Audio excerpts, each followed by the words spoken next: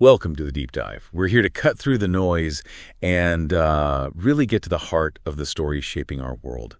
Today, we're plunging into Bangladesh. It's been, well, incredibly dramatic recently. You've likely seen the news, the student uprising, Sheikh Hasina resigning, and then Nobel laureate Muhammad Yunus stepping in to lead an interim government. It's captivating stuff.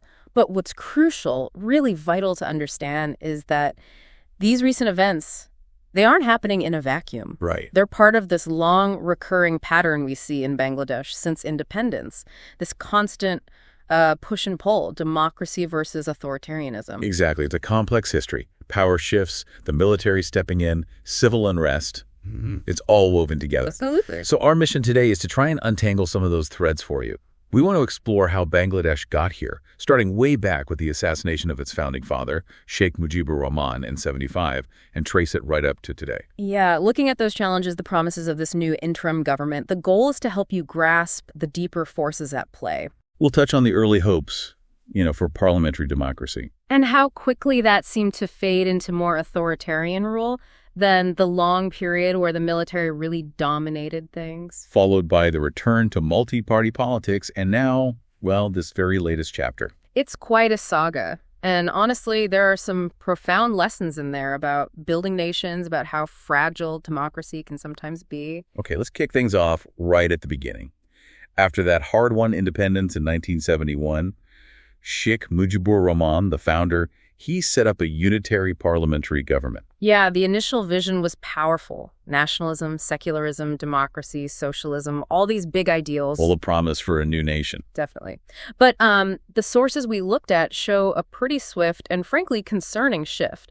Between 72 and 75, his government started moving towards what scholars call populist authoritarianism. And that wasn't just a drift, right? There were specific triggers. Controversies, growing discontent. Exactly. Things that really laid the groundwork for future instability. One of the big early ones was the Jatiya Iraqi Bahini, the JRB. Yes, the JRB. This militia, personally loyal to Mujib, it became like a second army, a political force for his party. And that move really alienated the traditional military. Their budget was slashed, drastically cut while the JRB got funding. You can imagine the resentment. Deep resentment. And on top of that, the JRB faced accusations of, well, serious human rights abuses, claims of thousands of young people killed. This created deep divisions, even within the military itself. You mentioned divisions, like the Zia-Shafullah conflict. Precisely. Mujib appointed Shafullah as army chief over Ziaur Rahman, who was actually more senior. It was seen as a purely political decision. And Zia was reportedly furious. Very angry, yes. And this kind of political meddling in military affairs, it just created cracks right in the foundation of the state. And it wasn't just the military, was it? There were whispers, then outright allegations of nepotism, corruption. Oh, absolutely. Reports of Mujib's family and close allies benefiting hugely. Lucrative positions, smuggling, even thuggery. It all chipped away at the government's credibility. Fast. So you have internal military resentment, corruption allegations. What else was stirring the pot? Well, you also had a significant left-wing insurgency kicking off between 72 and 75. The Jatiya Samajtantrik Dal, or JSD, and its armed wing, the Gano Bahini. Right. They were involved in political massacres, leading to a real breakdown in law and order. It definitely contributed to the volatile atmosphere that eventually led to Mujib's assassination. And culturally, politically, there were other tensions brewing too. Yes, particularly around secularism. It was a core principle initially, but campaigns started popping up portraying secularism and Islam as rivals. Like the Dowd Hader poem controversy in '74. Exactly. That sparked Islamist protest. It was an early push to bring religious politics back into the mainstream after independence. Even the press got drawn in. Yeah, the media played a complex role. Some newspapers that had supported liberation switched sides, became very anti-Mujib. There were allegations they published baseless reports, fueling disunity. And the government's response. They eventually banned most newspapers in June 1975, which, of course, only increased hostility and censorship concerns. Then add the devastating 1974 famine on top of all that. Hundreds of thousands died. It was catastrophic. And it absolutely decimated the Mujib government's popularity. The suffering was immense, and it just fed into this explosive mix of grievances. Which all led up to Mujib's final big political move in June '75. The Second Revolution, as he called it, establishing the one-party state. Baksal, the Bangladesh Krishna Extremic Awami League. Banning all other parties, the independent press. It cemented this authoritarian one-party system. And it generated huge hostility from the bureaucracy, the military, civil society, widespread opposition. There was also that specific incident involving an Awami League youth leader, the rape and murder case. Yes, that reportedly really inflamed military dissatisfaction. The leader was accused, but then allegedly released after Mujib intervened directly. Perceived impunity. Exactly. For officers like Major Farouk, who became a key plotter, that was apparently a major factor. It pushed things towards the breaking point. Which brings us to that tragic day, August 15th, 1975, the assassination. A conspiracy hatched by junior army officers. They saw Mujib's government as too close to India, a threat to the military's own standing. And there were claims about Major Ziaur Rahman being approached indirectly. Yes, the reports vary slightly, but the gist is he allegedly said something like, "I'm a senior officer, I can't be involved. If you junior officers want to do it, go ahead." Or perhaps, "You can't change the government while Mujib's alive." Ambiguous, but suggestive. And a cabinet minister, Dr. Mostaq Ahmad, was involved, agreed to take over. That's right, part of the Awami League himself, but apparently driven by jealousy and ambition. He stepped in as president immediately after. There were also those claims about CIA involvement, right? Right. During the Cold War. There were, notably from journalist Lawrence Lifschultz, but it's important to note that's largely based on a single anonymous source, so it remains a point of contention. Despite all this plotting, Mujib received warnings, didn't he? He did, from India, the U.S., even his own foreign secretary. But he dismissed them, famously said, "They are like my own son, they will not harm me." And he stayed in his regular home, relatively unguarded. Tragically vulnerable, yes. So August 15th, the early hours, what happened? It was brutal. The conspirators split up, attacked Mujib's residence. The army chief, Shafiullah, was caught completely off guard. Mujib's last call was to him, desperate. "Shafiullah, your forces attacked my house. Kamal seems to have been killed. Send forces immediately." Just chaos. Utter chaos. Eyewitnesses describe Begum Mujib's distress, Sheikh Kamal being shot, Mujib confronting the soldiers on the stairs, asking, "What do you want? Where will you take me?" before being gunned down. And it wasn't just him. No. It was a massacre. Other family members hiding upstairs, his other sons, their wives, they were found and killed. Even his youngest son, Sheikh Russell, just 10 years old, asking, "Will they kill me?" before being taken upstairs and shot. Almost the entire family present was wiped out. Horrifying. And the immediate aftermath, Mostaq takes over. Declares himself president, held power for just 83 days, and controversially called the killers the son-born children of the nation.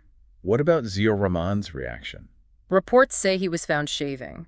When told, he apparently said, "So what? Let the vice president take over, uphold the Constitution." Remarkably calm, some would say. And then came the indemnity ordinance. Issued by Mostaq, yes, granting legal immunity to the assassins. Ziaur Rahman later incorporated it into the Constitution itself. It blocked justice for decades, a really potent symbol of the divisions and impunity. Which leads us into that long period of military-dominated rule, 75 to 90. Starting with Ziaur Rahman. Right. After a chaotic few months, more coups, counter-coups, the killing of 4 key national leaders in jail in November 75, Zia emerged as the strongman, the de facto ruler. And his approach? A kind of dual strategy. He called it civilianization, but it was coupled with authoritarian methods. He broke up existing parties, then created his own, the Bangladesh Nationalist Party, the BNP, in 1978. Held elections, referendums. Yes, but they were widely seen as blatantly rigged. It was about creating a facade of legitimacy for his rule. He also made major changes to the Constitution itself. Significant ones. The Fifth Amendment changed core state principles. Secularism was out, replaced by absolute trust and faith in Almighty Allah. Socialism became social and economic justice. Even the identity marker shifted from Bengali to Bangladeshi, fundamental changes. But his rule wasn't exactly stable either. No. He faced periodic rebellions, coups, dealt with them very harshly, large-scale summary executions, according to sources. And ultimately, he himself was assassinated in another military coup attempt in 1981. The cycle continued. Then came General Ershad. Hussain Muhammad Ershad seized power in a bloodless coup, March 1982, suspended the Constitution, banned parties, an authoritarian military bureaucratic state, as observers termed it. Did he try the same civilianization playbook? Pretty much. Formed his own party, the Jatiya Party, JP, using state resources, held managed elections and referendums. But like Zia, public discontent just kept growing. Repression, rigged elections, people grew tired of it. And this led to that period of civilian resistance, late 80s. Exactly, 1987 to 1990. This is where we see two really prominent figures emerge, leading the opposition. Hasina Wajed, Mujib's daughter, heading the Awami League, and Khaleda Zia, Ziaur Rahman's widow, leading BNP. Two powerful women challenging the military ruler. What tactics did they use? Largely nonviolent, big general strikes. There was a huge 54-hour one in 87. Mass demonstrations like the siege of Dhaka, banners, posters, symbolic funerals even. And Ershad's reaction. Crackdown, state of emergency, martial law, mass arrests of opposition leaders, protesters, curfews, police firing into crowds, banning anti-government news, heavy repression. But something shifted in 1990. It did. That was the turning point. It wasn't just politicians anymore. Workers, students, doctors, teachers, lawyers, all sorts of groups joined the opposition movement, unified against Ershad. And crucially, the police started refusing orders.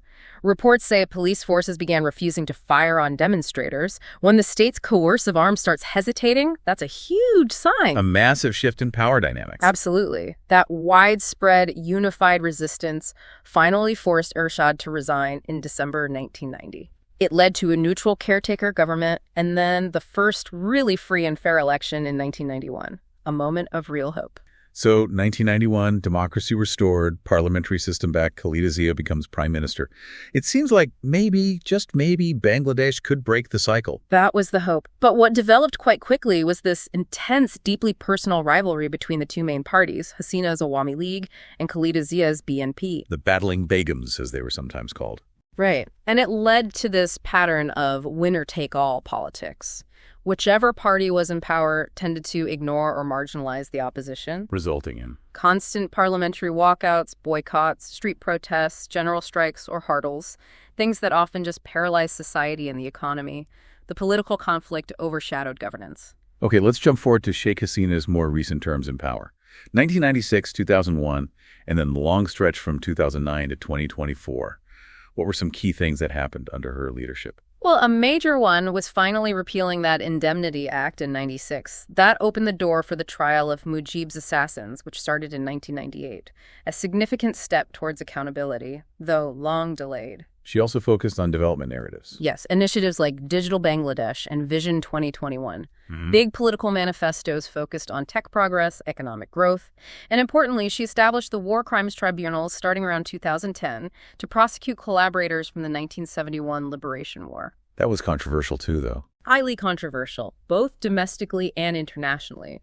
But it addressed a long-standing demand for justice from many. Yet, alongside these moves, we also saw recurring problems like communal tensions. Definitely. The attacks on Hindu communities during Durga Puja in 2021 were particularly bad, but part of a larger disturbing pattern of violence against minorities that persisted through her rule. Which brings us right up to the summer of 2024, the non-cooperation movement.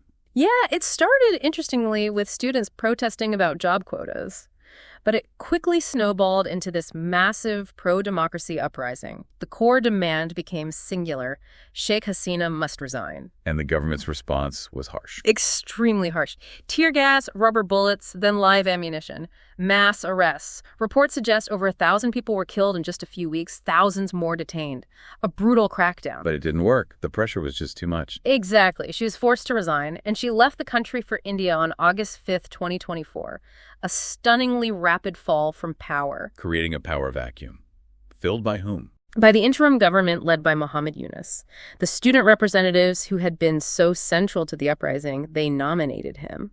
Why Yunus? His Nobel Peace Prize gave him huge international standing. He had a global reputation, seen as relatively neutral politically within Bangladesh. He was sworn in as chief advisor on August 8th. So this new interim government, what have they been up to? Domestically. Yunus moved quickly initially, visited injured protesters, met with Hindu leaders, condemned the attacks on minorities that flared up right after Hasina's resignation. And laid out a reform agenda. Yes. In a national address late August 24. He promised major reforms: economy, education, health, human rights, elections, the legal system, sweeping changes proposed. How are they tackling that?